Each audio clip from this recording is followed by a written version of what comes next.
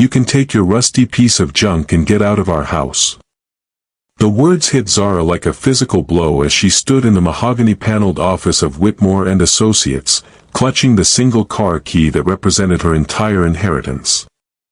Around the polished conference table, her adopted family's faces twisted with barely concealed glee, their designer clothes and expensive jewelry catching the afternoon light streaming through the tall windows. This can't be happening, Zara thought, her fingers trembling around the cold metal key. Mama Evelyn loved me. She told me I was her heart. "I'm sorry, but the will is quite clear," Mr. Whitmore said, his voice professionally neutral as he adjusted his wire-rimmed glasses. The 1987 Honda Accord currently parked behind the main house goes to Zara Williams. Everything else, the estate, the businesses, the investment portfolios, is to be divided among the biological children.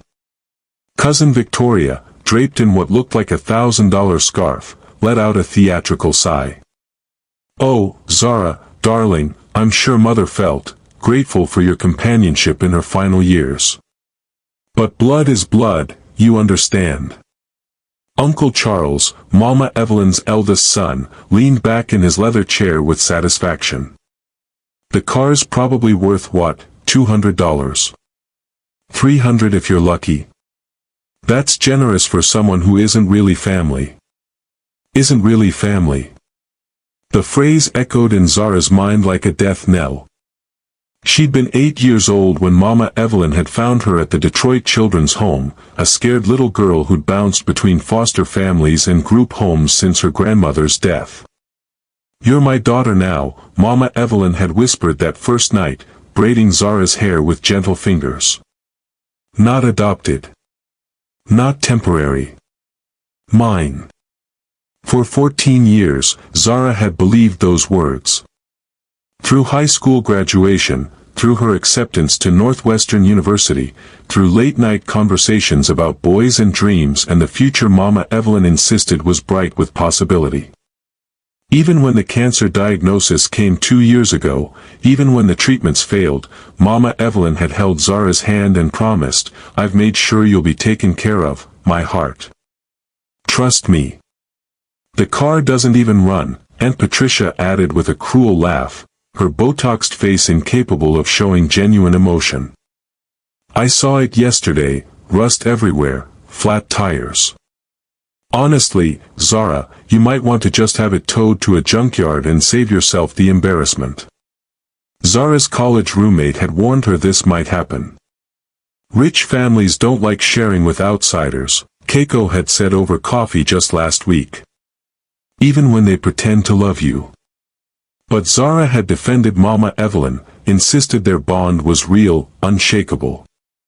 Now, staring at the faces of people she'd called family for over a decade, she wondered if she'd been living in a beautiful delusion. "There is one more thing," Mr. Whitmore said, consulting his notes. Mrs. Hartwell left specific instructions that Zara should receive the car keys immediately, and that she should.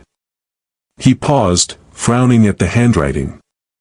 "That she should remember what we talked about during the thunderstorm." The thunderstorm.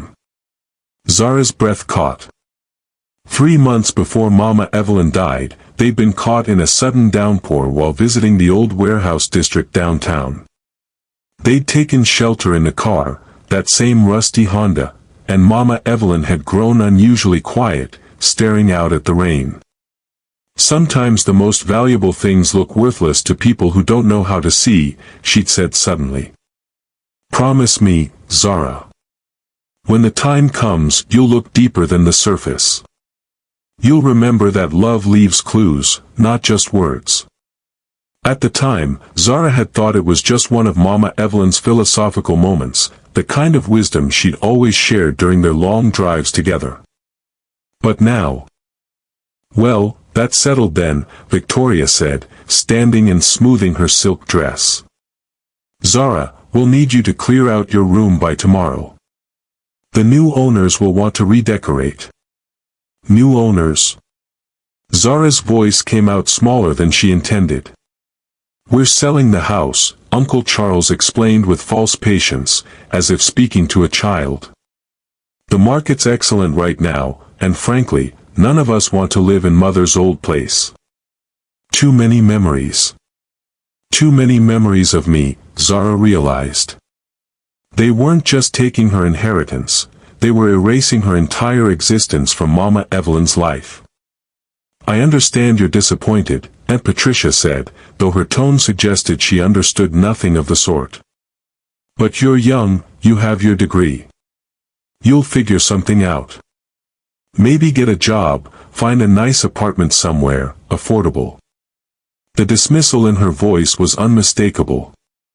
After 14 years of family dinners, birthday celebrations, Christmas mornings, and bedtime stories, they were discarding her like yesterday's newspaper. Zara stood slowly, her legs unsteady. The car key felt impossibly heavy in her palm, its worn edges cutting into her skin. Around the table, her former family was already discussing renovation plans and investment strategies, their voices bright with anticipation. "Excuse me," she whispered, though no one was listening anymore. She walked out of the office on trembling legs, past the receptionist who offered a sympathetic smile, past the elevator with its polished brass buttons, down the marble steps to the street where Chicago's autumn wind cut through her thin cardigan like ice.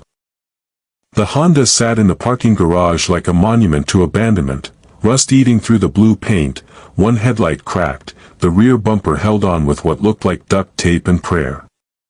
Zara had always wondered why Mama Evelyn kept such an old car when she could afford anything. Sentimental value, she'd always said with a mysterious smile. As Zara approached the driver's side, her phone buzzed with a text from her roommate. "How did it go?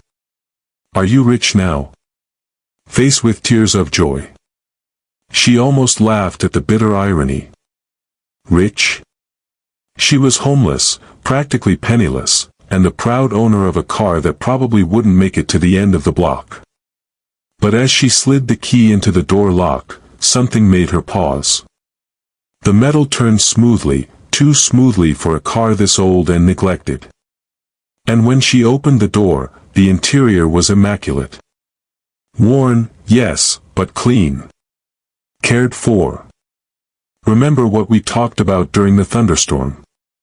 Zara's heart began to race as she slid into the driver's seat, her fingers moving instinctively toward the glove compartment. The latch opened with a soft click, revealing not the usual collection of registration papers and old receipts, but something that made her breath stop entirely. A small brass key, unlike anything she'd ever seen, wrapped in a piece of paper covered in Mama Evelyn's familiar handwriting. "My dearest heart, the real treasure was never in the house. It was always in the places they'd never think to look. Building 47, Warehouse District. Use this key. Trust your mother's love. E. Welcome Integration Point, 2 to 3 minutes in. Hey, my friend, hope you're doing well. Drop a comment and let me know how you're feeling about this story so far and where you are watching from. Some stories are too close to my heart to share on YouTube. I send those, along with little life lessons and surprises, to my email circle. If you'd like to be part of it, you can join with the link in the description. Zara's hands shook as she read the note again, then looked up at the warehouse district visible in the distance through the garage's concrete opening. Building 47. She'd driven past those old warehouses 100 times with Mama Evelyn, never thinking twice about them. But now, sitting in this carefully preserved car with a mysterious key in her hands and her entire world turned upside down, she realized that maybe, just maybe, the woman who'd raised her had left one final surprise. The question was, did she have the courage to find out what it was? Zara sat in the Honda for 20 minutes, staring at the brass key and trying to process what had just happened. The parking garage echoed with the distant sounds of Chicago traffic, but inside the car, everything felt suspended in time. Building 47, Warehouse District. She pulled out her phone and typed the address into her GPS 12 minutes away. Close enough that she could drive there right now, if the car would even start. But something held her back, a mixture of hope and terror that made her hands shake. What if this was just another cruel joke? What if Mama Evelyn had been confused in her final months, hiding meaningless objects and writing cryptic notes that led nowhere? What if Zara drove to some abandoned warehouse only to find empty rooms and broken dreams? But what if she didn't? Her phone rang, jolting her from her thoughts. The caller ID showed a number she didn't recognize, but something about it seemed familiar. Hello? Zara? This is James Bailey from Bailey Development Group. I was hoping we could talk. Bailey Development. The name triggered a memory. She'd seen it on construction signs around the city, heard Mama Evelyn mention it in passing. But why would they be calling her? I'm sorry, I think you have the wrong number, Zara said. Actually, I don't. James's voice was warm, professional, with just a hint of something she couldn't identify. I knew your mother. Evelyn Hartwell. I heard about the will reading today, and I wanted to reach out. Zara's grip tightened on the phone. How did you know about? Word travels fast in certain circles. Look, I know this might sound strange, but could we meet? There are some things about your mother that you should know. Things that might help you understand why she made the choices she did. Every instinct told Zara to hang up. She'd had enough surprises for one day, enough revelations that turned her world upside down. But something in James's voice, a gentleness that reminded her of Mama Evelyn, made her hesitate. Where? She heard herself ask. There's a coffee shop called Grind on Michigan Avenue. Do you know it? Zara did know it. She and Mama Evelyn had gone there every Sunday morning for years, sharing blueberry scones and talking about everything and nothing. It was one of their special places, somewhere that felt safe and familiar. I can be there in 30 minutes, James said. I'll be wearing a navy jacket, and I'll have a folder with your mother's name on it. After he hung up, Zara sat staring at her phone. This day was becoming more surreal by the hour. First the will, then the mysterious key, now a stranger who claimed to know secrets about Mama Evelyn. She turned the Honda's ignition, half expecting nothing to happen. But the engine turned over smoothly, purring with the quiet efficiency of a well-maintained vehicle. Another surprise in a day full of them. The drive to Grind gave her time to think, to remember. Mama Evelyn had always been private about her business dealings, deflecting Zara's questions with gentle humor. Boring grown-up stuff, she'd say. Nothing that should worry your pretty head. At the time, Zara had assumed it was just normal parental protectiveness. Now she wondered what else she'd missed. James Bailey was easy to spot, tall, probably in his early 30s, with kind eyes and the sort of confident posture that came from success. He stood when he saw her, extending his hand with a smile that seemed genuinely warm. Zara. Thank you for coming. I know today has been difficult. She shook his hand, noting the expensive watch, the perfectly tailored jacket, the way other patrons glanced at him with recognition. This was someone important, someone with influence. But why was he interested in her? You said you knew my mother, Zara said as they sat down. How? James opened the folder he'd brought, revealing photographs, documents, and what looked like architectural plans. Evelyn was one of my business partners. Has been for the past 15 years. Business partners? Zara stared at him. That's impossible. Mama Evelyn was retired. She used to be a teacher, but she stopped working when she adopted me. That's what she wanted people to think. James pulled out a photograph, Mama Evelyn in a hard hat and business suit, standing in front of a construction site.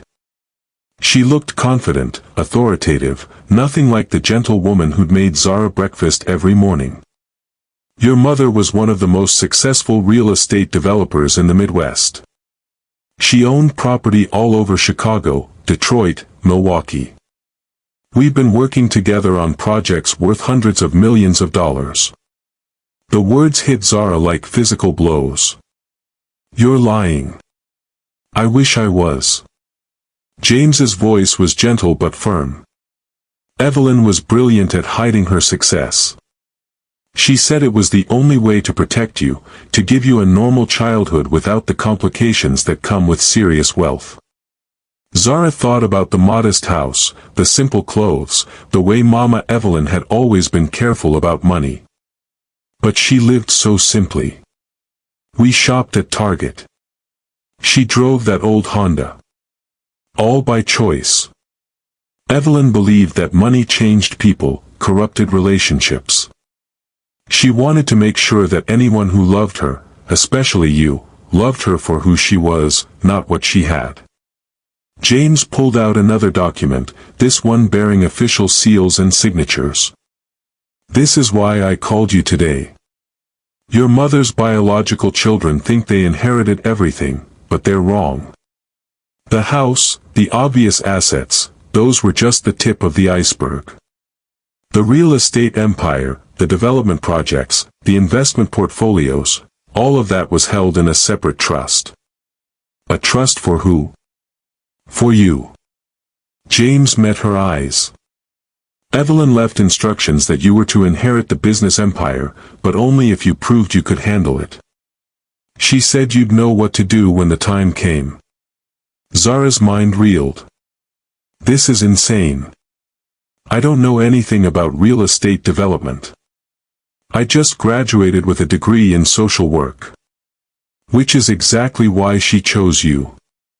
James leaned forward. Evelyn always said that the best developers weren't the ones who knew how to make money, they were the ones who understood how to help people. She believed you had that gift. But why didn't she tell me? Why all the secrecy? James's expression grew sad. Because she was protecting you from them. Your adopted siblings have been trying to get control of her business for years. They've filed lawsuits, hired private investigators, even tried to have her declared mentally incompetent. If they'd known about the trust, they would have found ways to challenge it. As if summoned by his words, Zara's phone buzzed with a text from Victoria. Hope you're not too upset about today. Maybe we can have lunch sometime and catch up. 2 hearts. The false sweetness made Zara's stomach turn. An hour ago, Victoria had been laughing at her humiliation. Now she was pretending to care. They don't know about the trust yet, James continued, but they will soon. The lawyers are required to notify them within 72 hours. Once they find out what you've really inherited, they'll come after you with everything they have. What do you mean, come after me? Legal challenges. Claims that you manipulated Evelyn, that the trust is invalid, that you're not competent to handle the responsibility. They'll try to paint you as a gold digger who took advantage of a sick old woman. Zara felt sick. Can they do that? They can try. But Evelyn was smart. She built in protections, requirements that you have to meet to claim the inheritance. She said you'd understand what they meant when the time came. James pulled out one final document, a letter in Mama Evelyn's handwriting. She left this for you. Said to give it to you only after you'd learned the truth about the business. With trembling hands, Zara unfolded the letter. My dearest Zara. If you're reading this, then James has told you about the empire I built in secret. I know you're confused, probably angry that I kept this from you. But I needed to know that you could love me without knowing what I was worth. The key I left you opens more than just a warehouse. It opens a choice. You can walk away from all of this, take a modest inheritance, and live the simple life you've always known. Or you can step into the role I've been preparing you for since the day I brought you home. The warehouse contains everything you need to understand the scope of what I'm offering you. But remember, my heart, with great power comes great responsibility. The money isn't yours to spend on yourself. It's yours to use for others, the way I always tried to do. Your siblings will fight you. They'll say terrible things, try to make you doubt yourself and doubt my love for you. Don't let them. You are my daughter in every way that matters, and you are stronger than you know. Trust James. Trust yourself. And remember that love leaves clues. Forever your mother. Evelyn. Zara looked up to find James watching her with concern. Are you okay? I don't know. She folded the letter carefully. This is all happening so fast.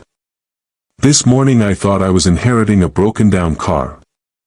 Now you're telling me I'm some kind of real estate heiress. Not just any heiress. If you accept the trust, you'll control assets worth over $2 billion. The number was so large it didn't feel real. $2 billion. Enough money to change not just her life, but the lives of thousands of people. Enough money to make her adopted siblings' inheritance look like pocket change. What happens if I say no? The money goes to charity. Evelyn was very specific about that. She said if you weren't ready for the responsibility, she'd rather see it help strangers than fall into the wrong hands. Zara thought about Victoria's fake text, about Uncle Charles's dismissive tone, about Aunt Patricia's cruel laughter. They'd thrown her away like garbage, convinced she was worthless. What would they do when they learned the truth? I need to see the warehouse, she said suddenly. James smiled. I was hoping you'd say that. I can drive you there now, if you're ready. No. Zara stood, surprising herself with the firmness in her voice.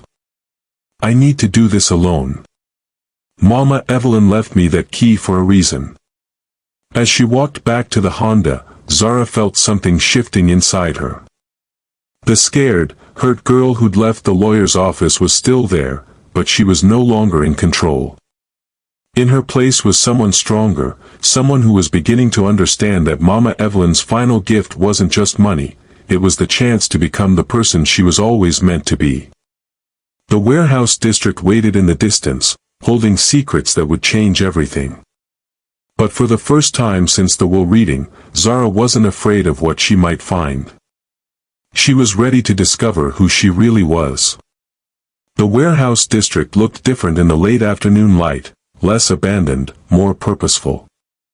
As Zara drove the Honda through the industrial streets, she noticed details she'd missed during all those casual drives with Mama Evelyn. Security cameras on seemingly empty buildings. Well-maintained loading docks. Fresh paint on structures that should have been crumbling. Building 47 stood at the end of a quiet street, its brick facade weathered but solid. Unlike the other warehouses, this one had no company signs, no indication of what lay inside. Just a simple number painted in white, 47. Zara parked the Honda and sat for a moment, the brass key warm in her palm. Her phone had been buzzing constantly, more texts from Victoria, missed calls from numbers she didn't recognize, and a voicemail from Uncle Charles that she hadn't had the courage to listen to yet. The key fit perfectly into a nearly invisible lock beside the main entrance. The door opened silently, revealing not the dusty, empty space she'd expected, but a clean, well-lit corridor that stretched deeper into the building. Motion sensors activated overhead lights as she walked, illuminating walls lined with framed photographs. Zara stopped at the first one, her breath catching. It was a picture of herself at age 10, grinning gap-toothed at the camera while Mama Evelyn helped her with a science project. The next showed her high school graduation.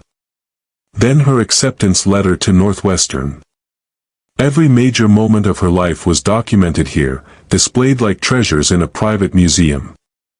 But mixed among her photos were others, construction sites, ribbon cuttings, business meetings where Mama Evelyn stood confidently among men in expensive suits. At the end of the corridor, another door waited. This key was different, modern, electronic. When Zara pressed it against the scanner, the lock disengaged with a soft beep. The room beyond took her breath away. It wasn't just a warehouse, it was a command center. Multiple computer screens lined one wall, displaying real-time data from what looked like dozens of properties across the Midwest. Filing cabinets stretched along another wall, each drawer labeled with project names and dates. And in the center of the room, a conference table surrounded by leather chairs, as if Mama Evelyn had been running board meetings here just yesterday. But it was the far wall that made Zara's knees weak. Floor-to-ceiling windows revealed another room, and through the glass, she could see stacks of gold bars gleaming under fluorescent lights. Beside them, safety deposit boxes, document tubes, and what looked like enough cash to buy a small country. "Jesus," she whispered, moving closer to the glass. A placard beside the window read, "Emergency Reserve Fund, for Zara's use only." Below it, Mama Evelyn's handwriting, "Sometimes the world tries to take everything from you. This ensures they can't." Zara's phone rang, startling her. James Bailey's name appeared on the screen. "How are you holding up?" he asked when she answered. "I'm standing in what looks like a secret lair," Zara said, still staring at the gold. "James, how much money is in here?" "The reserve fund. About 50 million in various forms. But that's just emergency money. The real assets are the properties, the ongoing developments, the investment portfolios. Your mother was very conservative with her estimates when she said 2 billion. It's probably closer to $3 billion. The number was so absurd that Zara almost laughed. This morning she'd been worried about her student loan payments. "There's something else you need to know," James continued, his tone growing serious.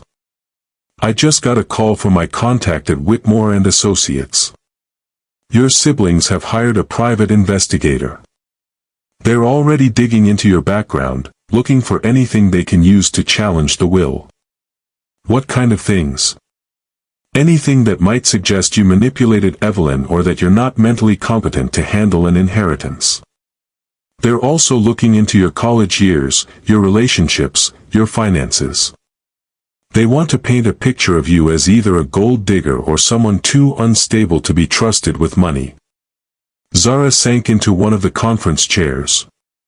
"But I didn't even know about the money until today." "That won't matter to them.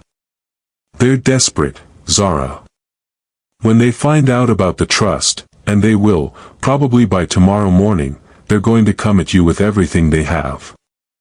As if summoned by his words, Zara's phone buzzed with another call. Victoria's name flashed on the screen. "Don't answer it," James warned. "Anything you say to them now can be used against you later." But Zara was tired of running, tired of being afraid.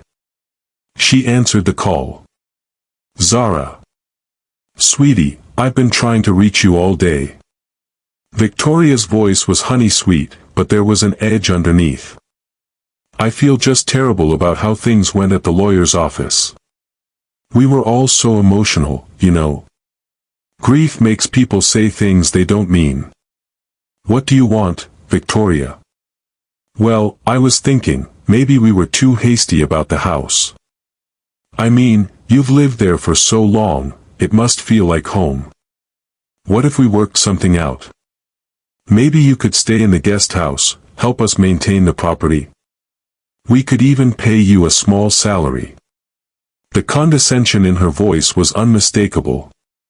Victoria was offering her a job as a caretaker in the house where she'd grown up, where she'd been a daughter just hours ago. "That's very generous," Zara said carefully, "but I think I'll be fine." "Oh, honey, I know you're trying to be brave, but let's be realistic. You have student loans, no job prospects, and now you're stuck with that awful car. We're family, we should take care of each other." "Family? The word that had meant everything to Zara this morning now felt like a weapon. Actually, Victoria, I've been thinking about what Mama Evelyn used to say. About how the most valuable things look worthless to people who don't know how to see. There was a pause. What do you mean? I mean maybe that old car isn't as worthless as everyone thinks. Another pause, longer this time. When Victoria spoke again, her voice had lost its sweetness. Zara, you're not making sense. Are you feeling all right? Maybe you should see someone, talk to a professional about your grief. Sometimes loss can make people confused. There it was, the first hint of the strategy James had warned her about. Plant seeds of doubt about her mental state, make her seem unstable. I'm feeling clearer than I have in years, Zara said. In fact, I think I'm finally starting to understand what Mama Evelyn was trying to teach me. Which was what, exactly? Zara looked around the command center, at the photos of her life, at the evidence of Mama Evelyn's secret empire. That love leaves clues. And that sometimes the people who claim to care about you are the ones you need to watch out for. The silence on the other end of the line stretched so long that Zara wondered if Victoria had hung up. When she finally spoke, her voice was ice cold. I don't know what kind of game you think you're playing, Zara, but you need to be very careful. You're all alone now, with no family to protect you. It would be a shame if you made enemies of the only people who ever cared about you. The threat was subtle but unmistakable. Zara felt a chill run down her spine, but also something else, anger. Pure, clean anger at the people who pretended to love her while planning to discard her. Is that a threat, Victoria? It's advice. From someone who cares about your well-being. After Victoria hung up, Zara sat in the silence of the command center, processing what had just happened. In the space of one phone call, she'd gone from grieving adopted daughter to potential enemy.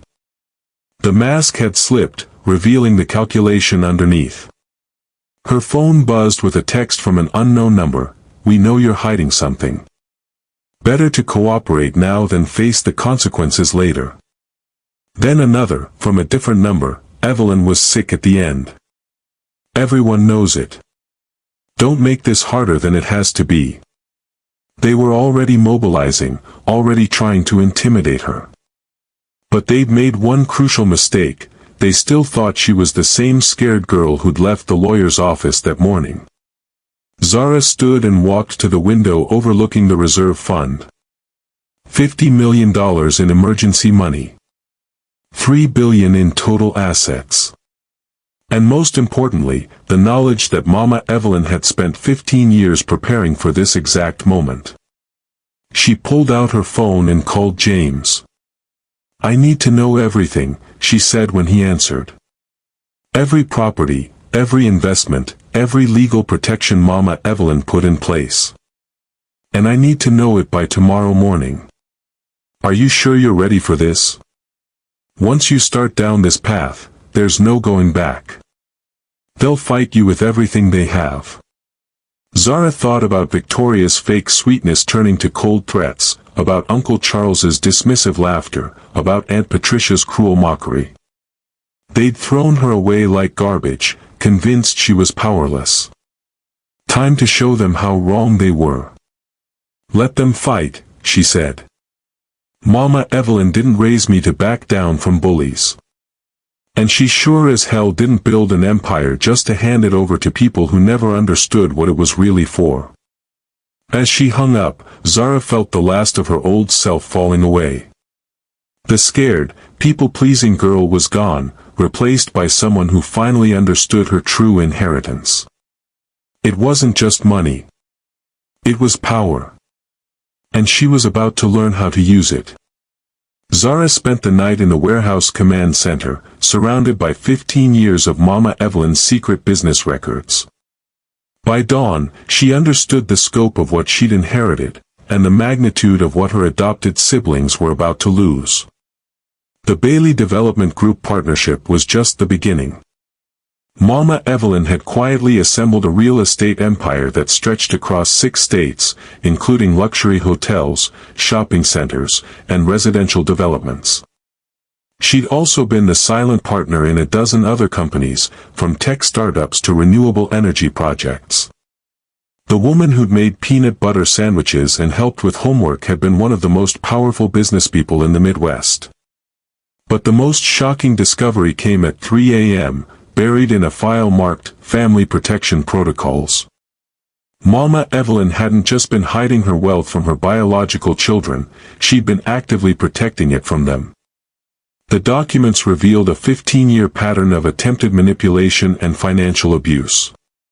Victoria had tried to get power of attorney during Mama Evelyn's cancer treatment. Uncle Charles had forged her signature on loan documents. Aunt Patricia had been slowly stealing from Mama Evelyn's personal accounts, thinking the amounts were too small to notice. They weren't grieving children who'd been surprised by the will. They were predators who'd been circling for years, waiting for their chance to strike. Zara's phone had been buzzing all night with increasingly aggressive messages. The fake sympathy had evaporated, replaced by barely veiled threats and demands that she cooperate with the family's wishes. But it was the 6 a.m. call from James that changed everything. "They've filed an emergency injunction," he said without preamble.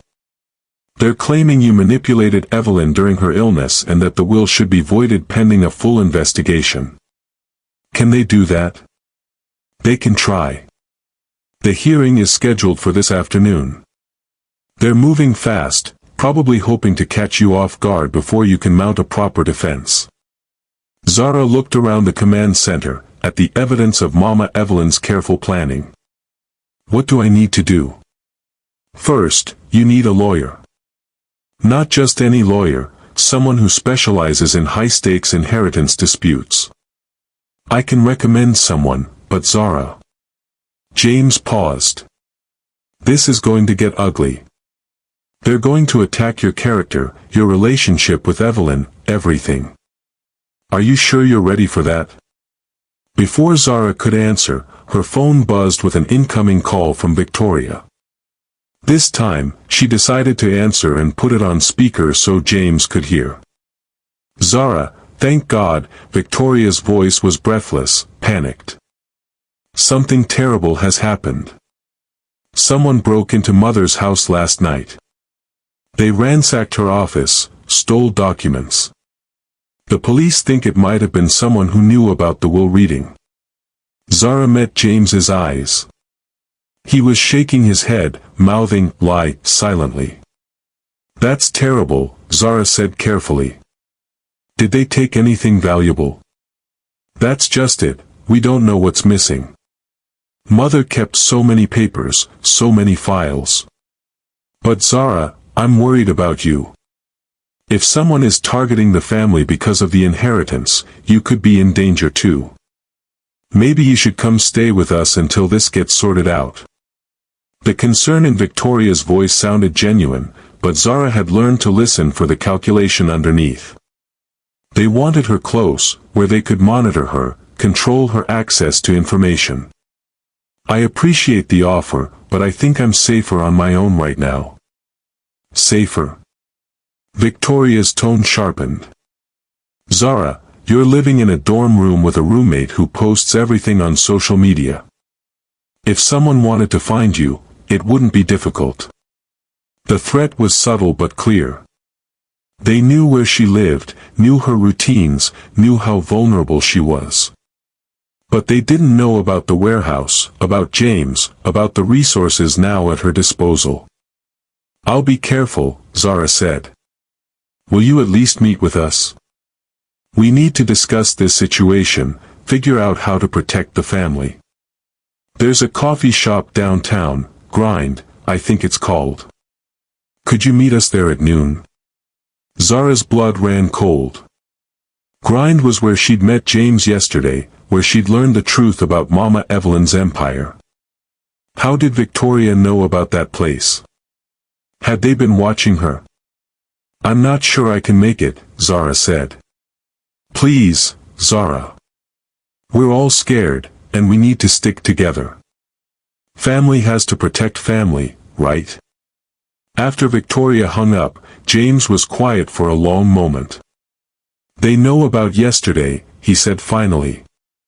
Someone saw us together, or they're having you followed. What does that mean? It means they're building a case. Meeting with me, a known business associate of your mother's, could be spun as evidence that you knew about the money before the will reading. They'll claim you manipulated Evelyn to cut them out. Zara felt the walls closing in.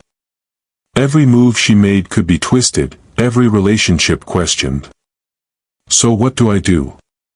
We fight back. But first, you need to understand something about your siblings. They're not just greedy, they're desperate. Charles has massive gambling debts. Victoria's husband is facing fraud charges. Patricia's been embezzling from her own charity for years. They need this money to survive. How do you know all this? James pulled out another file. Your mother had them investigated years ago. She knew what they were, knew they'd come after you eventually. She prepared for this, Zara. Every contingency, every possible attack. As if to prove his point, Zara's phone rang again. This time it was Uncle Charles, his voice tight with barely controlled anger. Zara, we need to talk. Now. About what? About the lies you've been telling people. About the stories you're spreading to damage this family's reputation. I haven't told anyone anything. Don't play dumb with me, girl. We know you've been meeting with business associates, making claims about secret inheritances and hidden money.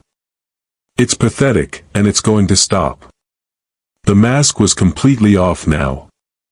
No more fake sympathy, no more pretense of family loyalty. Just raw aggression and the assumption that she could be bullied into submission.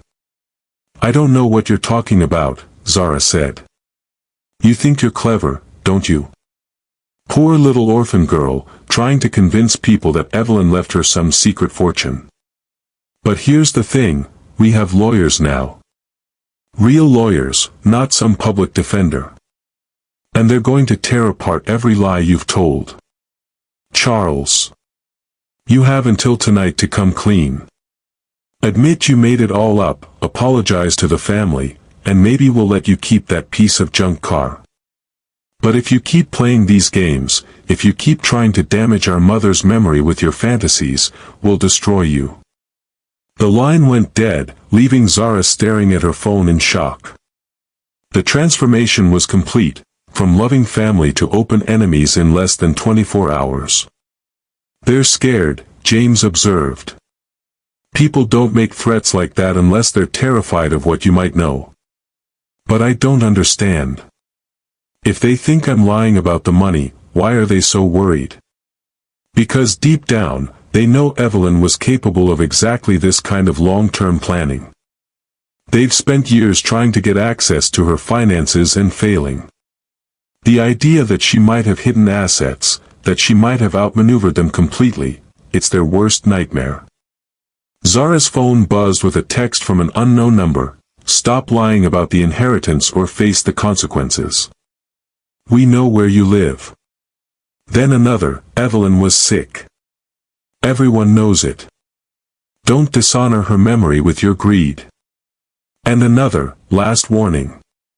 Back off or we'll make sure everyone knows what kind of person you really are. They're trying to intimidate me, Zara said, showing James the messages. It's more than that. They're creating a paper trail, evidence that you were making claims about hidden money. When this goes to court, they'll use these messages to show that you were spreading lies about secret inheritances. But the money is real.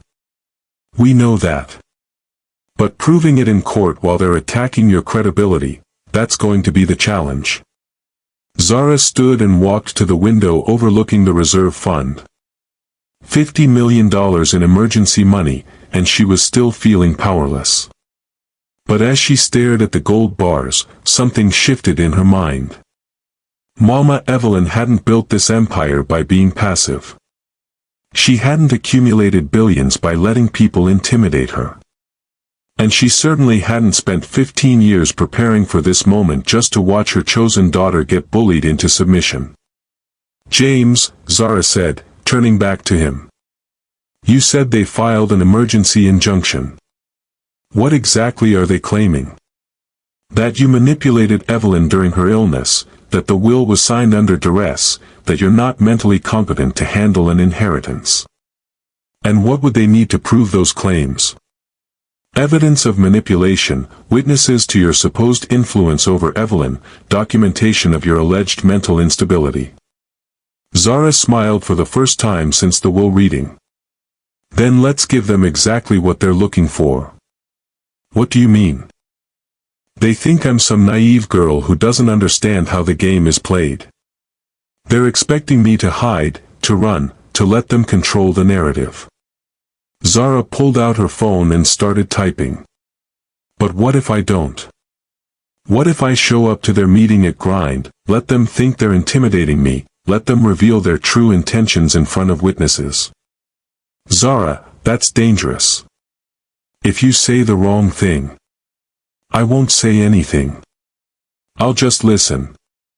Let them threaten me, let them show their true colors. And I'll record every word." James looked uncertain. "They're not stupid. They'll be careful about what they say in public." "Will they?" "Because from what I've seen so far, they think I'm powerless. They think they can say anything to me because who's going to believe the poor adopted girl over the successful biological children?"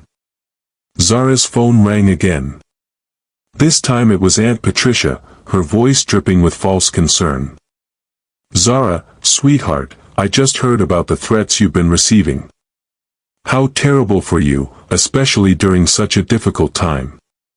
"What threats?" "Oh, don't play coy with me, dear. We know someone's been harassing you, trying to convince you to make false claims about your inheritance. It's despicable, really, the way some people prey on grieving young women." The gaslighting was so blatant it was almost impressive. They were sending the threats, then calling to express sympathy about the threats, all while setting up a narrative that someone else was manipulating her. "I can handle myself," Zara said. "Of course you can, dear. But you shouldn't have to. That's what family is for. Why don't you come stay with Victoria for a few days? Just until we can figure out who's been bothering you. I think I'll be fine where I am." Patricia's voice hardened slightly. "Zara, I'm going to be very direct with you. There are people in this city who would love nothing more than to see this family torn apart by scandal. They're going to try to use you, convince you to make claims that could damage all of us. You need to be very careful about who you trust." "I will be." "Good. Because if someone has convinced you to spread lies about secret inheritances or hidden money, well, that would be very unfortunate. For everyone involved." After Patricia hung up, Zara looked at James with new understanding. "They're not just trying to intimidate me. They're building a defense strategy. When this goes to court, they're going to claim that I was manipulated by outside forces, that someone convinced me to make false claims about hidden assets. Which means they're more worried about the trust than they're letting on." "Exactly. They know Mama Evelyn was capable of hiding money from them. They've probably suspected it for years. But they can't prove it exists, and they can't access it, so their only option is to discredit me before I can claim it." Zara pulled out her phone and started recording a voice memo. "This is Zara Williams, and it's 8:47 a.m. on the day after my mother's will reading. I want to state for the record that no one has approached me about any inheritance, no one has tried to manipulate me, and any claims I make about my mother's assets are based on evidence I discovered myself." She stopped the recording and looked at James. "Insurance policy. If they try to claim I was manipulated, I have proof that I was thinking clearly and acting independently. You're learning fast. I had a good teacher. Mama Evelyn spent 14 years showing me how to think strategically, how to plan ahead, how to protect the people I care about. I just never realized she was preparing me for this. Zara's phone buzzed with one final message, this one from Victoria, meeting moved to 2 p.m. Don't disappoint us, Zara. Family loyalty is everything. They moved the meeting, Zara told James. Probably to coordinate with the court hearing. They want to rattle me right before I have to face a judge. Are you still planning to go? Zara looked around the command center one more time, at the photos of her life, at the evidence of Mama Evelyn's love and planning. Oh, I'm definitely going. But not as the scared girl they're expecting.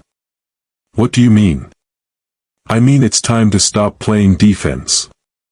Mama Evelyn didn't build an empire by reacting to other people's moves.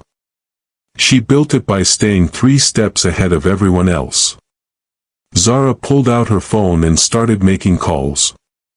First to the lawyer James had recommended, then to a private security firm, then to a digital forensics expert who could analyze the threatening messages. If her adopted siblings wanted a war, she'd give them one. But they'd made one crucial mistake, they still thought they were fighting the powerless girl who'd left the lawyer's office yesterday. They had no idea who she was becoming. The emergency court hearing was scheduled for 1 p.m., 1 hour before Zara's confrontation with her adopted siblings. As she sat in the back of the courtroom, watching her family's legal team present their case, she realized how carefully they'd orchestrated this timing.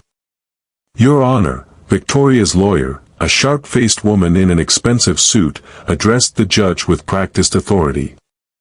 We're dealing with a vulnerable young woman who has been systematically manipulated during her grief. The defendant has made wild claims about secret inheritances and hidden assets, claims that have no basis in reality but serve to damage my client's reputation and delay the proper execution of Mrs. Hartwell's will. Zara's lawyer, Margaret Robin, had warned her this would happen.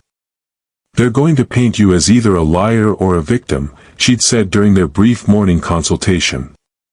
Either way, they want to establish that you're not competent to challenge the will. Furthermore, the opposing lawyer continued, we have evidence that Ms. Williams has been meeting with known business associates of the deceased, individuals who may have their own financial motivations for encouraging these false claims. A chill ran down Zara's spine. They knew about James, about their meetings, about everything. But how? The answer came when Victoria's lawyer called her first witness, Detective Ray Kowalski, a tired-looking man in his 50s who took the stand with obvious reluctance. Detective Kowalski, you investigated the break-in at Mrs. Hartwell's residence yesterday. Can you tell the court what you found? The house was searched, but nothing of significant value was taken. However, we did find evidence that someone had been systematically photographing documents in the deceased's home office. And do you have any suspects in this case? Detective Kowalski glanced at Zara, his expression apologetic. We're investigating several leads, including individuals who may have had access to the property and knowledge of the will reading. The implication was clear, they were suggesting Zara had broken into the house herself, searching for evidence to support her false claims about hidden assets. It was brilliant and completely fabricated. Your Honor, Margaret Robin stood to object. This is pure speculation. My client has not been charged with any crime, and this testimony is clearly intended to prejudice the court against her. Sustained, the judge said, but the damage was done. The seed of doubt had been planted. Victoria's lawyer smiled. No further questions. As Detective Kowalski left the stand, he passed close to Zara's table. Without looking at her, he dropped a small piece of paper beside her hand. When she unfolded it, her blood turned to ice. They paid me to say that. Meet me after court. RK. The detective was being bribed. But by whom? And how deep did this conspiracy go? The hearing continued with character witnesses, neighbors who testified about Zara's strange behavior in recent months, former teachers who described her as emotionally unstable, even her college roommate, who claimed Zara had become obsessed with her inheritance prospects. Each testimony felt like a knife twist. These were people she trusted, people who'd known her for years. How had Victoria and her siblings gotten to them so quickly? The answer came during a brief recess when Margaret Robin pulled Zara aside. "They've been planning this for months," she whispered urgently. "Maybe longer. The witnesses, the detective, the timing, this isn't a reaction to yesterday's will reading. This is a coordinated attack that's been in development for a long time." But how did they know what to prepare for? Because they knew about the trust. They've known all along. The revelation hit Zara like a physical blow. "That's impossible," James said. James Bailey is Victoria's ex-husband. The words seemed to echo in the courtroom's marble halls. Zara stared at Margaret, certain she'd misheard. "What did you say?" "I did some digging after you told me about him. James Bailey was married to Victoria Hartwell for 3 years. They divorced 18 months ago, but they've been seen together recently." "Zara, I think you've been played." The floor seemed to tilt beneath Zara's feet. James, with his kind eyes and gentle voice, who'd known exactly what to say to gain her trust. Who'd had access to all of Mama Evelyn's business records, who'd known about the warehouse, who'd encouraged her to meet with her siblings. "He's been feeding them information," Zara whispered. "It looks that way. Every move you've made, every plan you've discussed with him, they've known about it in advance."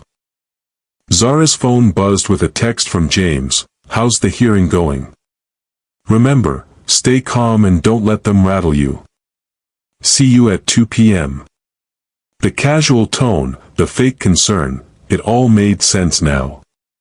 He'd been managing her, guiding her toward this moment where she'd be completely isolated and vulnerable. But if James was working with Victoria, then what about the warehouse? What about the trust? Was any of it real? "Margaret," Zara said urgently, "I need to make a phone call." She stepped outside the courtroom and dialed the number for Whitmore and Associates, the law firm that had read Mama Evelyn's will. "Mr. Whitmore? This is Zara Williams. I need to ask you about something. Yesterday, you mentioned that my mother left instructions about a thunderstorm conversation. Did she leave any other messages for me?" There was a pause. "Actually, yes. She left a sealed envelope with instructions that it should only be given to you if certain conditions were met." "What conditions?" "If you were ever betrayed by someone you trusted in connection with her estate." She was very specific about the wording. Zara's heart pounded. Even in death, Mama Evelyn had been 3 steps ahead. "Can you bring that envelope to the courthouse? I'm here now for an emergency hearing. I'll be there in 20 minutes. When Zara returned to the courtroom, the hearing was resuming. Victoria's lawyer was presenting her final arguments, painting a picture of a disturbed young woman who'd been manipulated by unscrupulous individuals seeking to profit from family tragedy. "Your Honor, we ask that you grant the emergency injunction, freezing all assets until a full psychiatric evaluation can be conducted and the true facts of this case can be established." Margaret Robin stood for the defense. "Your Honor, my client has been the victim of an elaborate conspiracy designed to discredit her and steal her rightful inheritance. We ask that you deny this frivolous motion and allow the will to be executed as written." The judge looked tired, overwhelmed by the competing narratives. "I'm going to take a brief recess to consider the evidence presented." As the courtroom emptied, Mr. Whitmore appeared at Zara's side, carrying a manila envelope sealed with red wax. "She made me promise to watch for signs of betrayal," he said quietly. Someone close to you working against your interests, feeding information to your siblings. Has that happened? Yes, Zara said, her voice barely a whisper. Mr. Whitmore handed her the envelope. Then this is for you. Zara broke the seal with trembling fingers. Inside was a single sheet of paper in Mama Evelyn's handwriting. My dearest Zara. If you're reading this, then someone you trusted has betrayed you. I'm sorry, my heart. I hoped it wouldn't come to this, but I've learned to prepare for the worst while hoping for the best. Everything James Bailey told you was true, but incomplete.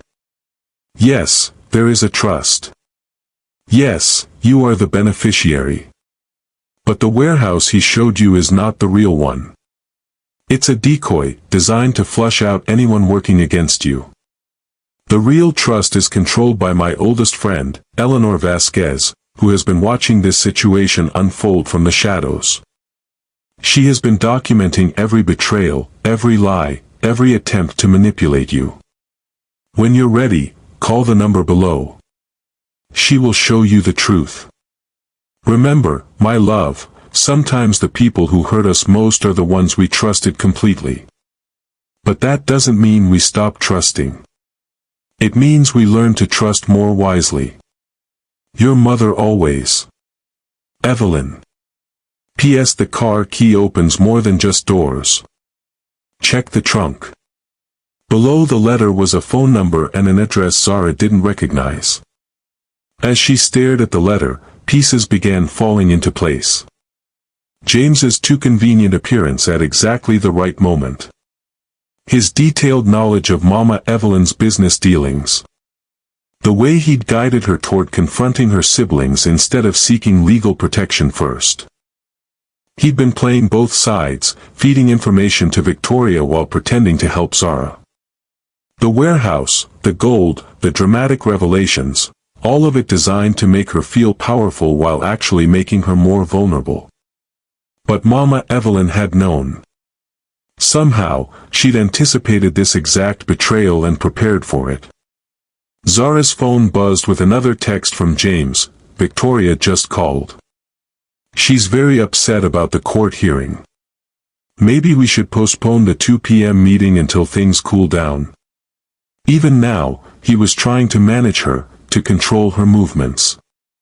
But for the first time since this nightmare began, Zara felt a spark of genuine hope. She typed back, "No, I'll be there. It's time to end this." As she hit send, Zara realized that the scared, trusting girl who'd entered this courtroom was gone forever.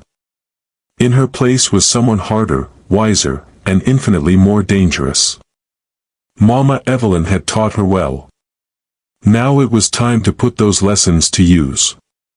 The judge returned to announce his decision. The injunction was granted pending further investigation.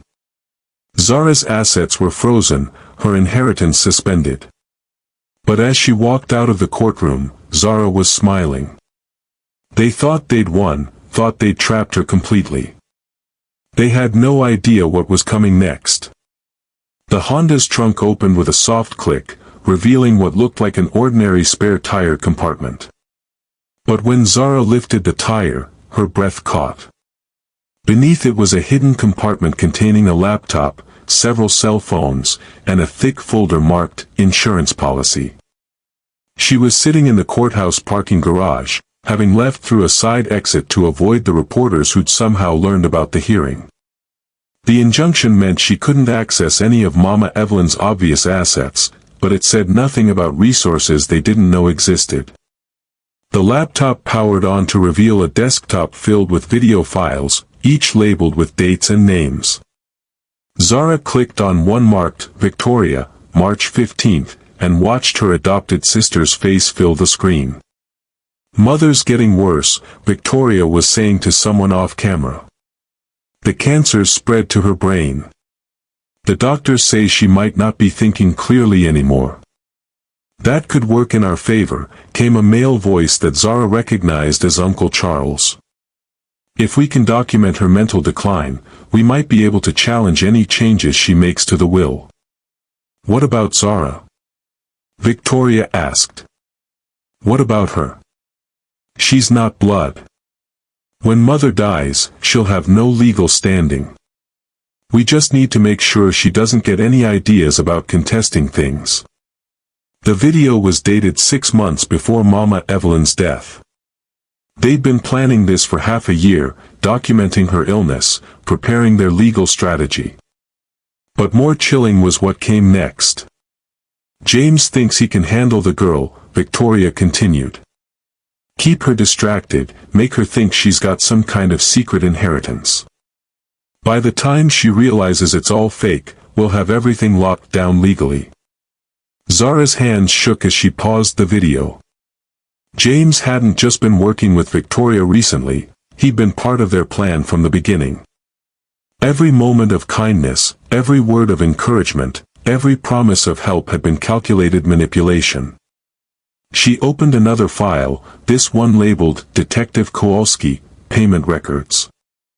Bank transfers, cash payments, a paper trail showing months of bribes. The break-in at Mama Evelyn's house had been staged, the evidence planted, the detective's testimony bought and paid for. But the worst discovery was in a folder labeled Contingency Plans. If legal challenges failed, if Zara proved more resilient than expected, they had backup strategies. Character assassination through social media. False accusations of elder abuse. Even hints at more direct action if necessary.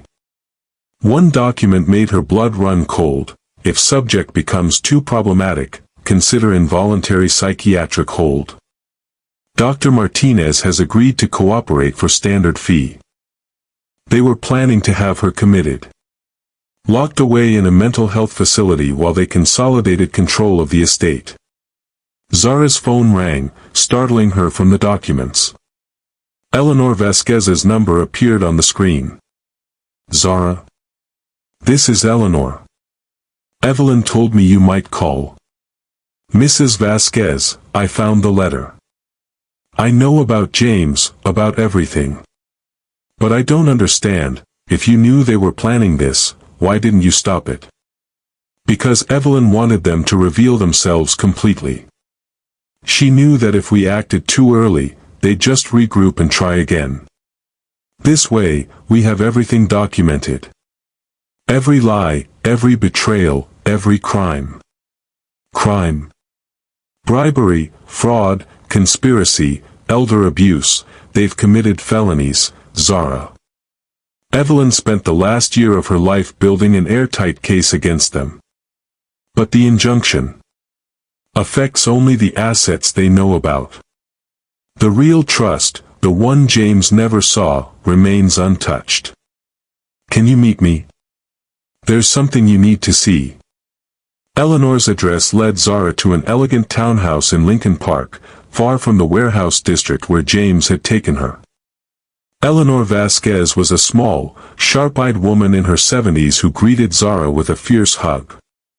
You look just like her at your age, Eleanor said, leading Zara into a study lined with law books. Evelyn and I met in law school 40 years ago. I've been her attorney and closest friend ever since.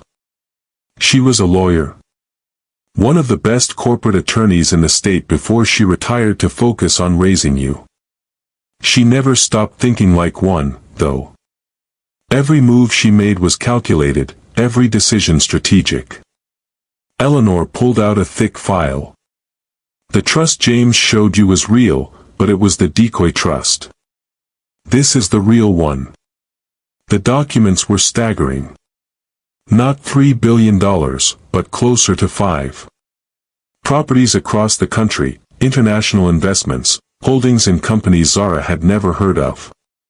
And all of it protected by legal structures so complex that even if her siblings discovered it, they'd need years to challenge it.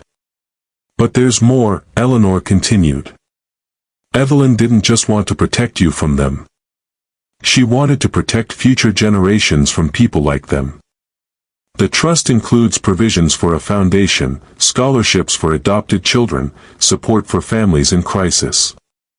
She wanted her wealth to mean something. Why didn't she tell me any of this? Because she needed to know you could handle it. Not just the money, but the responsibility. The people who will come after you, the difficult decisions you'll have to make. She needed to see you tested under fire. Zara's phone buzzed with a text from James. Where are you? Victoria's getting worried. The meeting's in an hour. They're still expecting me to show up, Zara said, showing Eleanor the message. Good. Let them think they're still in control. But what's the point? They've already won. The court froze the assets, they've destroyed my credibility. Have they? Eleanor smiled. Zara, you're thinking like the victim they want you to be. Start thinking like Evelyn's daughter. Eleanor pulled out another file, this one containing surveillance photos, recorded phone calls, and financial records. While they were busy setting traps for you, we were documenting everything they did. The bribed detective, the coached witnesses, the staged break-in, we have proof of all of it. Then why haven't you gone to the police? Because Evelyn wanted them to hang themselves completely. And because she wanted you to make the choice about what happens to them. Zara stared at the evidence spread across Eleanor's desk. Months of planning, years of manipulation, all laid bare in black and white. Her adopted family hadn't just betrayed her, they'd committed serious crimes in the process. What choice? You can destroy them. Criminal charges, civil suits, public humiliation. With this evidence, they'll lose everything and probably go to prison. Or you can show them mercy. Let them keep the assets from the decoy will, walk away with your real inheritance, and never see them again. The weight of the decision pressed down on Zara like a physical force. These people had raised her, had been her family for 14 years. But they'd also been planning to betray her for months, had been willing to have her committed to a mental institution to steal her inheritance. There's something else you need to know, Eleanor said gently. The meeting they've arranged for 2 p.m., it's not just a family confrontation. They've invited a psychiatrist, Dr. Martinez, the one mentioned in their contingency plans. They're planning to have you declared mentally incompetent today. What? James has been documenting your erratic behavior for weeks. The meetings with business associates, the claims about secret inheritances, the emotional instability following your mother's death. They have enough for an emergency psychiatric hold. Zara felt the walls closing in. So if I go to that meeting, you'll be taken into custody and held for evaluation. By the time you're released, they'll have consolidated control of everything they think you inherited. And if I don't go, they'll claim you're having a breakdown, that you're dangerous to yourself and others. Either way, they win. Zara stood and walked to Eleanor's window, looking out at the city where she'd grown up, where she'd thought she belonged. Everything she'd believed about her life, her family, her future had been a lie. There is a third option, Eleanor said quietly. Which is? You show up to the meeting, but not as the victim they're expecting. You show up as Evelyn Hartwell's daughter, with the full power of her empire behind you. Zara turned back to Eleanor. What do you mean? Eleanor smiled, and for the first time, Zara saw something of Mama Evelyn in her expression. I mean, it's time to stop playing defense. Your mother didn't build a $5 billion empire by being passive. She built it by being 3 steps ahead of everyone who tried to destroy her. But the injunction affects assets they know about. The real trust is untouchable. And more importantly, Evelyn left you something else. Something that will end this once and for all. Eleanor pulled out a final document, this one bearing official seals and signatures. Power of attorney over all of James Bailey's business interests, signed by him 6 months ago when he thought he was getting access to Evelyn's empire. I don't understand. James gave your mother power of attorney as part of their business partnership. When she died, that power transferred to you as her heir. Which means you now control his company, his assets, everything he's worked for. The implications hit Zara like a thunderbolt. I can destroy him. You can destroy all of them. James's company holds the mortgages on Victoria's house, Charles's business, Patricia's properties. With one phone call, you can foreclose on everything they own. Zara stared at the document, understanding finally dawning. This wasn't just about protecting her inheritance, it was about justice. Mama Evelyn had spent her final year setting up a trap so perfect, so complete, that her betrayers would destroy themselves. What do I do? Eleanor handed her a phone. You go to that meeting. You let them think they've won. And then you show them what real power looks like. As Zara left Eleanor's townhouse, she felt the last vestiges of her old self falling away. The scared, trusting girl was gone, replaced by someone who finally understood what Mama Evelyn had been preparing her for. It wasn't just about inheriting money. It was about inheriting the responsibility to use power wisely, to protect the innocent, and to ensure that people who preyed on others faced consequences for their actions. The meeting at Grind was in 30 minutes. Time to show her family who she really was. The 24 hours Zara had given her adopted family felt like the longest day of her life. She spent the night in Eleanor's townhouse, surrounded by legal documents and evidence files, trying to process the magnitude of what she'd inherited, and what she was about to decide. At 6 a.m., her phone rang. Victoria's name appeared on the screen. We need to talk, Victoria said without preamble. Not at some public place with your security team watching. Just us. Like family. We're not family anymore, Zara replied. Aren't we? 14 years of birthdays, Christmas mornings, bedtime stories, does that all disappear because of money? The question hit deeper than Zara expected. Despite everything, despite the betrayal and manipulation, Victoria had been there for her first heartbreak, her high school graduation, her acceptance to college. Those memories were real, even if the love behind them had been conditional. Where? Zara asked. The house. Mama Evelyn's house. One last time. Eleanor shook her head when Zara told her about the call. It's a trap. They're desperate, and desperate people do dangerous things. Maybe. But I need to hear what they have to say. Then you don't go alone. An hour later, Zara stood in the foyer of the house where she'd grown up, Eleanor beside her and two security guards waiting outside. The familiar sense of vanilla candles and old books brought back a flood of memories, Mama Evelyn teaching her to braid her hair in the upstairs bathroom, family movie nights in the living room, quiet conversations in the kitchen over hot chocolate. Victoria, Charles, and Patricia were waiting in the formal dining room, the same room where they'd celebrated so many holidays together. But James was notably absent. Where's your partner in crime? Zara asked. James is no longer part of this conversation, Charles said carefully. We've severed all ties with him. How convenient. Now that you know I control his company. Victoria gestured to the empty chairs. Please, sit. We need to talk about what happens next. Zara remained standing. You have 23 hours left to make your decision.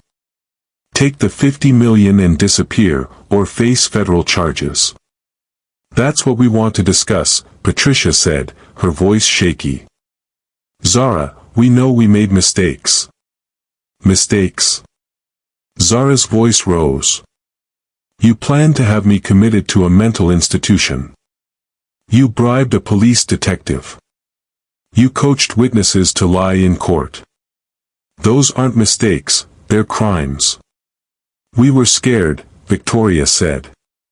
When Mother got sick, when we realized she might leave everything to you, we panicked. We'd built our lives around the assumption that we'd inherit the family wealth. So you decided to steal it. We decided to protect it, Charles corrected.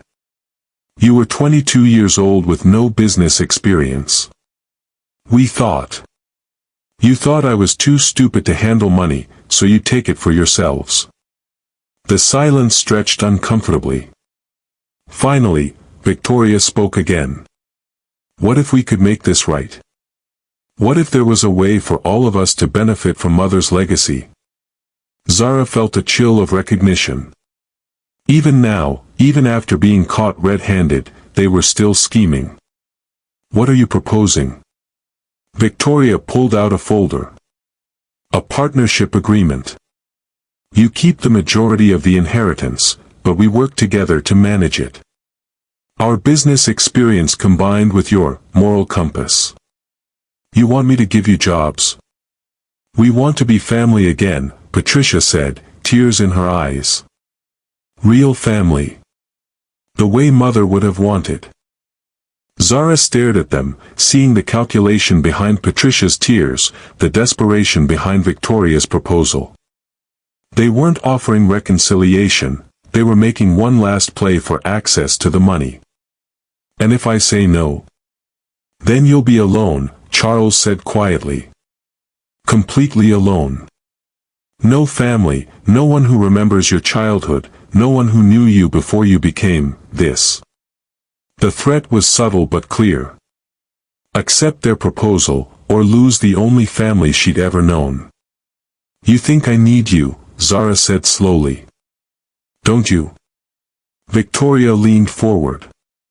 Zara, you're about to inherit billions of dollars. Do you have any idea what that kind of wealth does to people?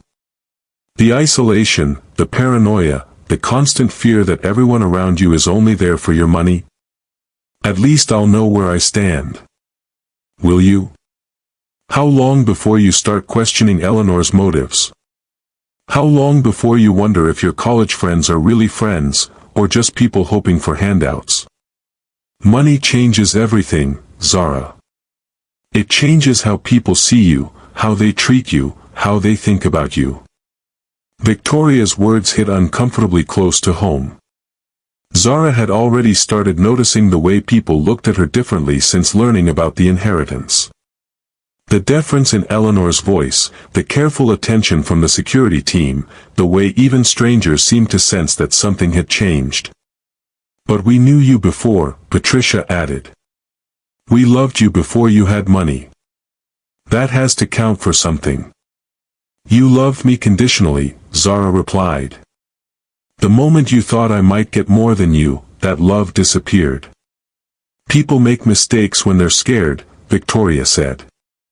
But that doesn't erase 14 years of being a family. Zara's phone buzzed with a text from Eleanor, FBI is ready to move. Just say the word. One text, and her adopted siblings would be arrested within the hour. Their lives would be destroyed, their reputations ruined, their freedom gone. Justice would be served.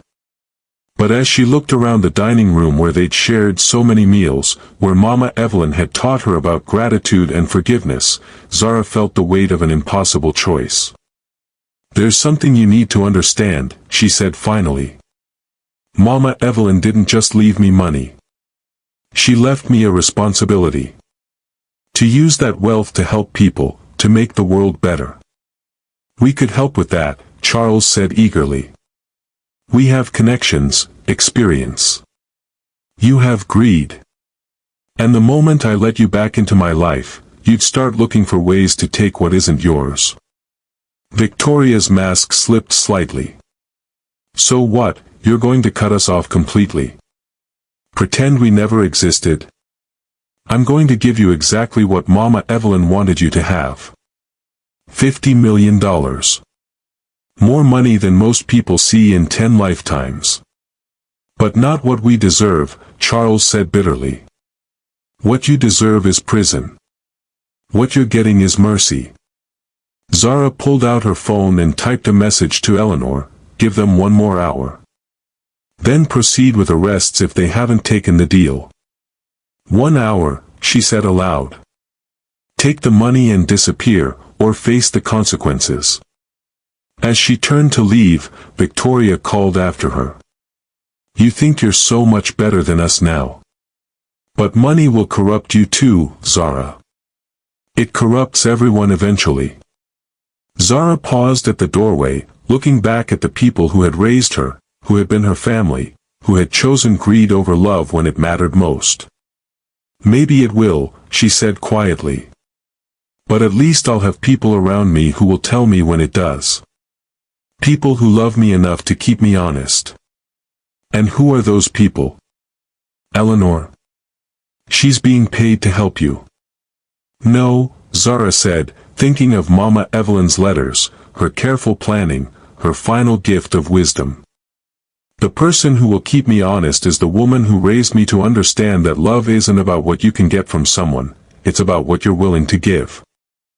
As she walked out of the house for the last time, Zara felt something breaking inside her chest. Not her heart, that had been broken yesterday when she learned the truth. This was something deeper, the final severing of the bonds that had defined her for 14 years. She was truly alone now. But for the first time since this nightmare began, that didn't feel like a weakness. It felt like freedom. Outside, Eleanor was waiting by the car. How did it go? They made their choice, Zara said. They just don't know it yet. And you? How are you holding up? Zara looked back at the house where she'd grown up, where she'd learned to love and trust and hope. Where she'd also learned that sometimes the people closest to you were the ones most willing to destroy you. I'm ready for whatever comes next, she said. And for the first time since Mama Evelyn's death, she truly meant it. Zara arrived at Grind 15 minutes early, choosing a corner table with clear sightlines to all entrances. The coffee shop was busier than usual for a Tuesday afternoon, filled with what looked like ordinary customers, students with laptops, business people on phone calls, elderly couples sharing pastries. But Zara had learned to look deeper. The man in the northwestern sweatshirt had been outside the courthouse that morning. The woman reading a magazine had the telltale earpiece of security personnel. Eleanor's people, positioned to document everything that was about to happen. At exactly 2 p.m., Victoria swept through the entrance like she owned the place, followed by Uncle Charles and Aunt Patricia. Behind them came James, his expression carefully neutral, and a thin man in an expensive suit who could only be Dr. Martinez. They arranged themselves around Zara's table with practiced precision, Victoria directly across from her, the others flanking her escape routes. The psychiatrist hung back, observing from a nearby table while pretending to read a medical journal. Zara, sweetheart, Victoria began, her voice dripping with false concern. You look terrible. Have you been sleeping? I've been better, Zara replied honestly. Of course you have. Grief affects everyone differently. Victoria reached across the table to pat Zara's hand. That's why we're here. We're worried about you. Uncle Charles leaned forward. The things you've been saying, the claims you've been making, they're not like you, Zara. The girl we raised was always so grounded, so practical. What claims? About secret inheritances, Aunt Patricia said gently. About hidden money and mysterious warehouses. Honey, we know you're hurting, but these fantasies aren't healthy. James spoke for the first time, his voice warm with manufactured sympathy. I feel partially responsible. When we met yesterday, I should have realized how fragile your emotional state was. I never should have encouraged these delusions about your mother's business dealings. The gaslighting was masterful. In front of witnesses, they were painting her as mentally unstable while positioning themselves as concerned family members trying to help. I know what I saw, Zara said quietly. Of course you do, Victoria soothed. Grief can make our minds play tricks on us. It's perfectly normal to imagine that someone we loved left us more than they actually did. Dr. Martinez chose that moment to approach their table. "Excuse me, I couldn't help but overhear. I'm Dr. Martinez, a psychiatrist. Are you experiencing any other symptoms? Difficulty sleeping, paranoid thoughts, feelings of persecution?" "I'm fine," Zara said. The mind's way of protecting itself during trauma can sometimes create elaborate fantasies, Dr. Martinez continued, his voice professionally gentle. "Have you been having any thoughts of harming yourself or others?" The trap was closing. In front of a room full of witnesses, they were building a case for involuntary commitment. Every word Zara spoke could be twisted, every emotion used as evidence of instability. But Zara had learned from the best. Mama Evelyn had taught her that the most powerful move was often the one your opponents never saw coming. "Actually," Zara said, pulling out her phone, "I think there's been a misunderstanding." She dialed a number and put the call on speaker. Eleanor Vasquez's voice filled the space around their table. "Zara? Are you ready?" "Yes. They're all here." "Excellent. James Bailey, this is Eleanor Vasquez, Evelyn Hartwell's attorney and executor of her estate.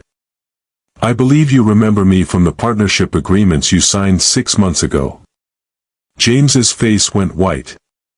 "Eleanor, You granted Evelyn power of attorney over your business interests as collateral for the development deals. That power has now transferred to Zara as Evelyn's heir." Victoria looked confused. "What does that mean?"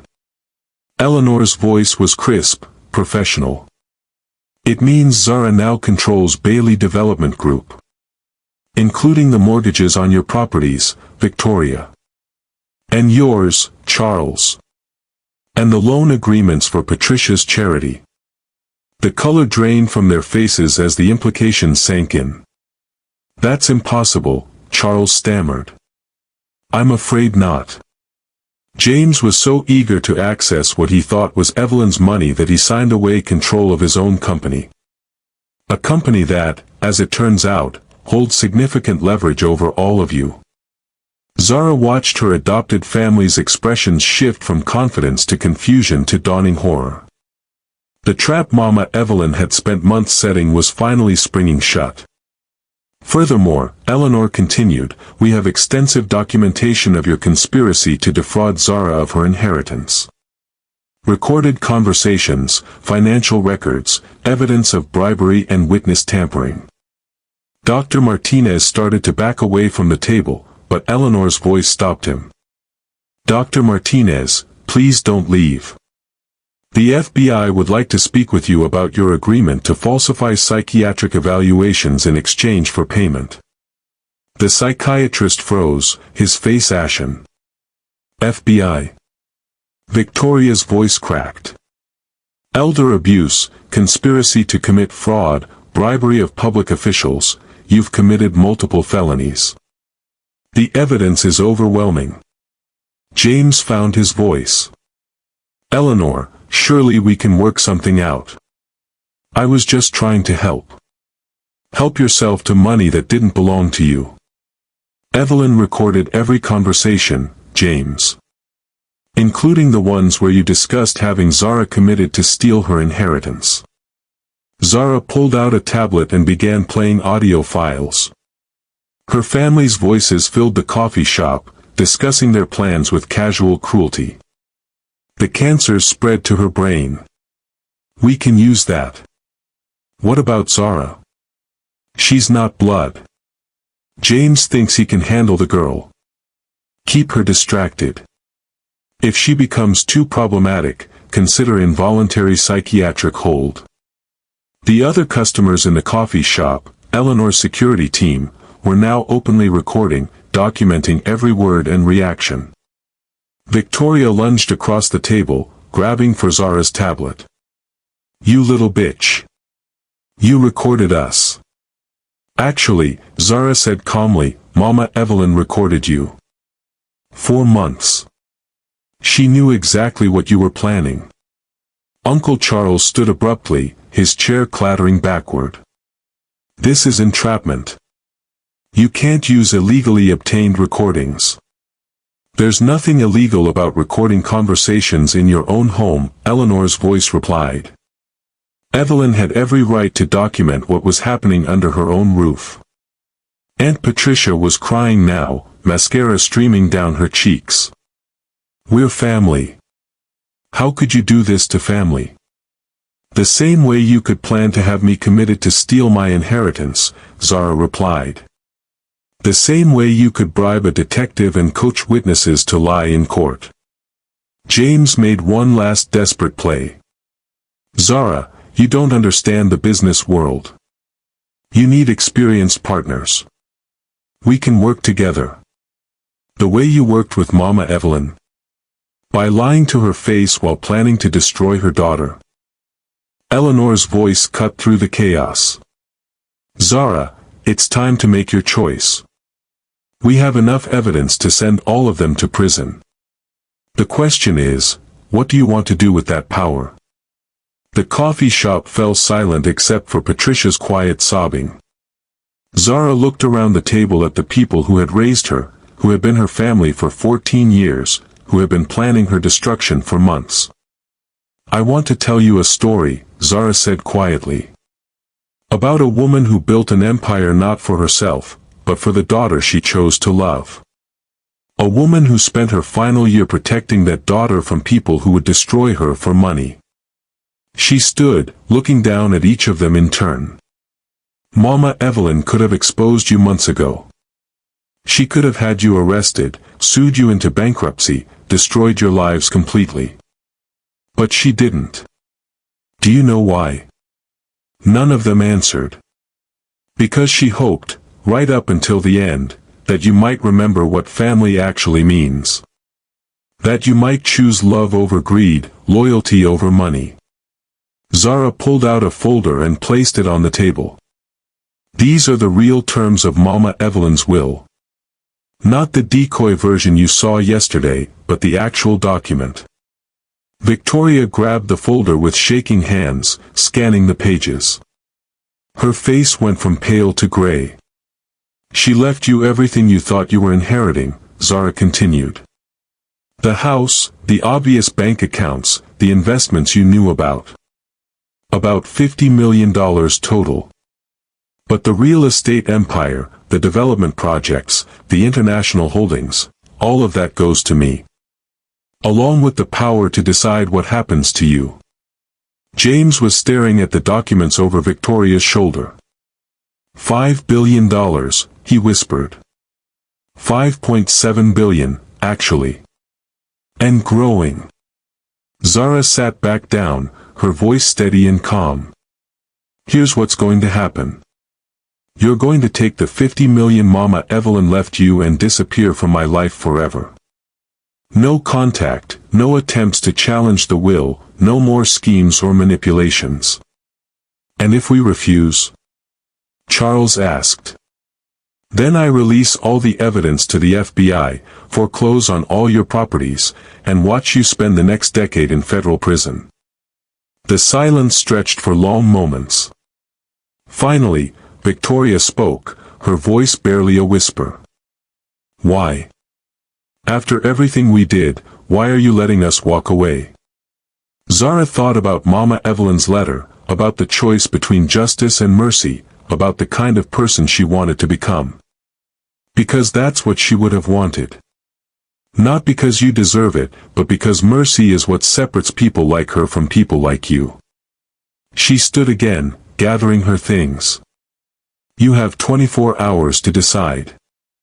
Take the 50 million and disappear, or face the consequences of your choices. As Zara walked toward the exit, Victoria called after her. You think you've won?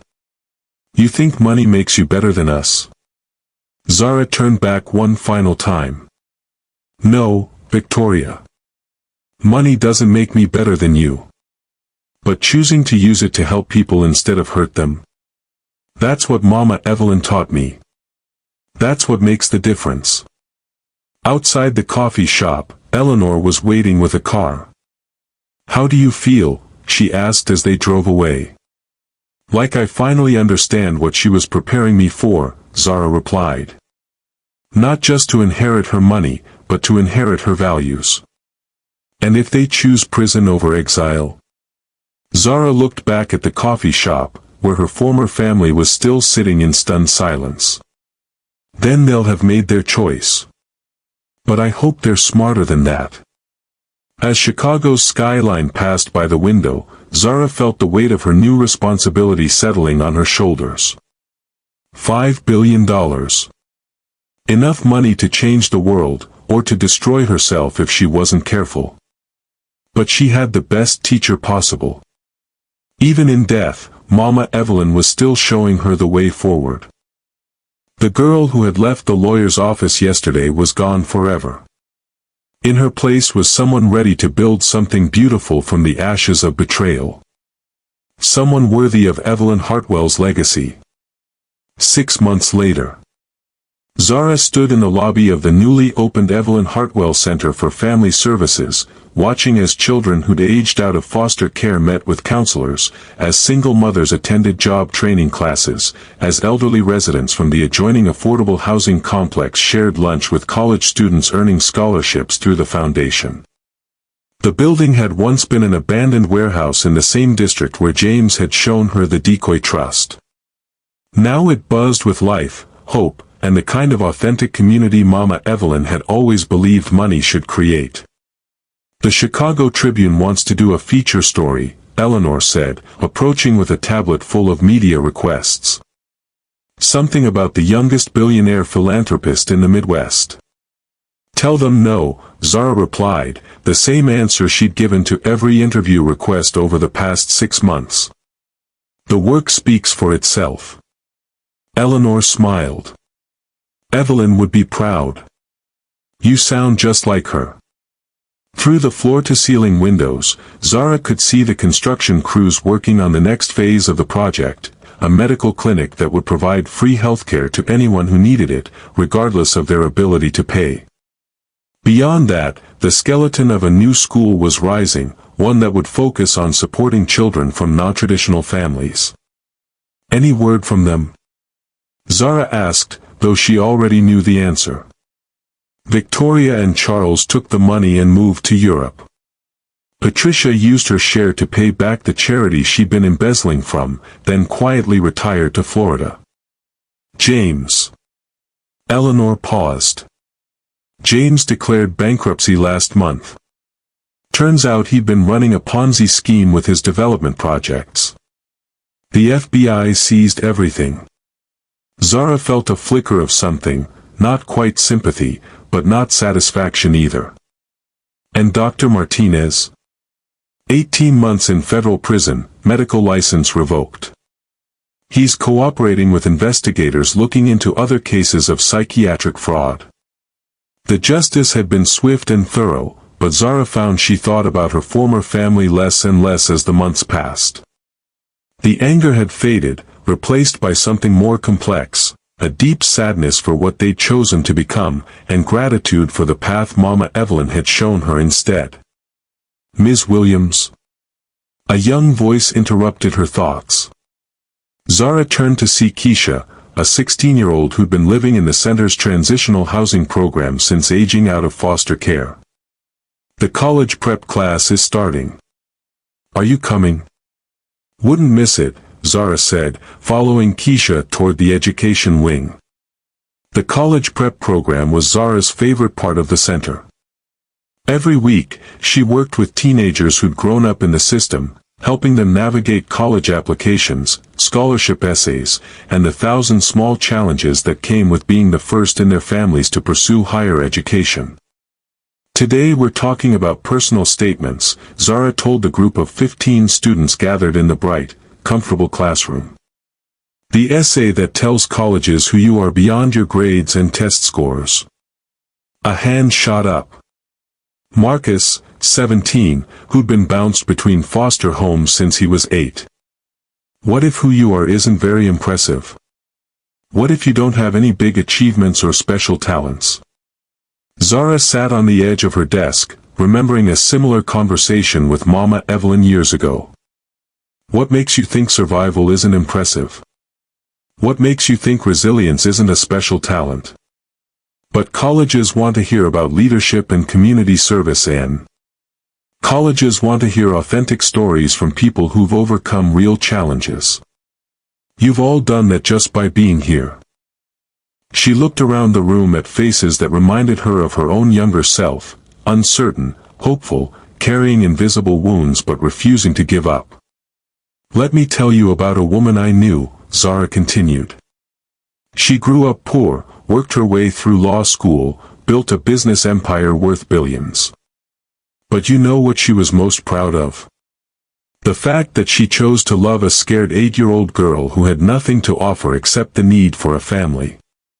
The students listened intently as Zara shared pieces of Mama Evelyn's story, carefully edited to protect their privacy, but honest about the power of choosing love over fear, generosity over greed.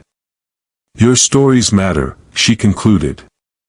Not because they're perfect, but because they're real. And real stories have the power to change the world. After class, Zara walked through the center's common areas, stopping to chat with residents, checking on programs, listening to suggestions for improvements. This had become her routine, hands-on involvement rather than distant philanthropy, the kind of leadership Mama Evelyn had modeled. Her phone buzzed with a text from an unknown number. Saw the news about your foundation. Mama would be so proud. V. Victoria. The first contact in 6 months. Zara stared at the message for a long moment, then deleted it without responding. Some bridges, once burned, were meant to stay that way. Zara. Eleanor appeared at her elbow. There's someone here to see you. In the lobby, a woman in her 30s waited nervously, clutching a folder. She had the look of someone who'd been through hard times but was fighting her way back, clean clothes that had seen better days, careful makeup that couldn't quite hide the exhaustion in her eyes. Ms. Williams? I'm Sarah Robin. I heard about your scholarship program for single mothers returning to school. Zara gestured toward a quiet seating area. Tell me about yourself. I'm 28. I have 2 kids, ages 6 and 9. Their father left when my youngest was born, and I've been working 3 part-time jobs to keep us afloat. But I want more for them. I want to finish my nursing degree, give them a stable life. Sarah's story was one Zara heard often, women who'd been knocked down by circumstances but refused to stay down, who were willing to work impossibly hard for a chance at something better. What's your biggest challenge right now? Zara asked. Childcare. The nursing program requires clinical rotations at all hours, and I can't afford reliable babysitting. I've applied everywhere, but... Sarah's voice trailed off. But the programs have waiting lists, or requirements you can't meet, or they don't cover the hours you need. Exactly. Sarah looked surprised that Zara understood so quickly. What if I told you we're launching a 24-hour childcare program next month, specifically for parents in school or job training? Sarah's eyes filled with tears. I would say that sounds too good to be true. The best things usually do, Zara said, thinking of Mama Evelyn's words. But sometimes they're true anyway. As Sarah left with enrollment paperwork and a scholarship application, Zara felt the familiar warmth that came with using her resources to solve real problems for real people. This was what Mama Evelyn had been preparing her for, not just managing wealth, but understanding how to deploy it strategically to create lasting change. Her phone rang. Eleanor's name appeared on the screen. The mayor's office called, Eleanor said. They want to discuss expanding the housing program citywide. And the governor's education committee wants to use our school model as a template for statewide reform. Set up the meetings, Zara said. But make sure they understand, We're not interested in publicity or political credit. We're interested in results. As the sun set over Chicago, Zara stood in Mama Evelyn's old office, now relocated to the top floor of the center, looking out at the city where she'd grown up, where she'd lost everything, where she'd found herself. On her desk sat a framed photo from her college graduation, Mama Evelyn's arm around her shoulders, both of them grinning at the camera. Beside it, a letter she'd written but never sent. Dear Mama Evelyn, I understand now why you couldn't tell me the truth while you were alive. I needed to discover who I was when everything was stripped away, when I had to choose between bitterness and hope, revenge and mercy. You taught me that love isn't about what someone can give you, it's about what you're willing to give them. You showed me that real power isn't about controlling others, it's about empowering them to control their own lives. I miss you every day. But I'm not sad anymore, because I can feel you in every life we touch, every family we help, every child who gets a chance they wouldn't have had otherwise. You didn't just leave me money. You left me a mission. And I promise you, I'll spend the rest of my life proving worthy of both. Your daughter, always. Zara. A knock on the door interrupted her thoughts. Keisha peeked in, holding a college acceptance letter.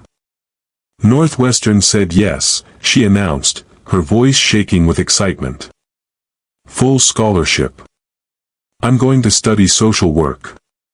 Zara stood and hugged the girl who reminded her so much of herself at that age, brilliant, determined, and finally beginning to believe that her dreams were possible.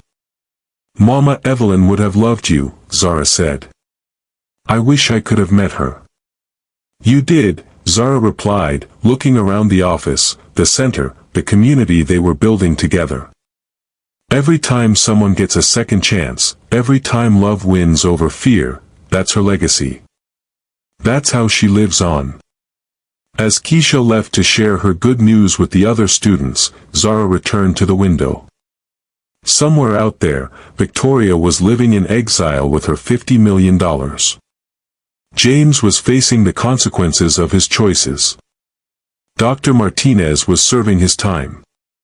But here, in this place built from the ashes of betrayal, something beautiful was growing. Children were learning that they mattered. Families were finding stability. Dreams were becoming reality. Zara pulled out her phone and opened her notes app, typing a message she'd share with the center's newsletter. What did this story teach you about the difference between having wealth and being wealthy? True wealth isn't measured in dollars, it's measured in the lives you touch, the hope you create, and the love you choose to share. Drop your thoughts in the comments and subscribe for more stories that will change how you see the world. She paused, then added one final line. Remember, love leaves clues. And sometimes the greatest inheritance isn't what someone leaves you, but what they teach you to leave for others. Outside her window, the lights of Chicago twinkled like stars, each one representing a life, a story, a possibility. And in this corner of the city, in this building filled with second chances and new beginnings, Mama Evelyn's greatest lesson continued to unfold. That the most powerful force in the world isn't money or influence or control. It's love, freely given and wisely shared.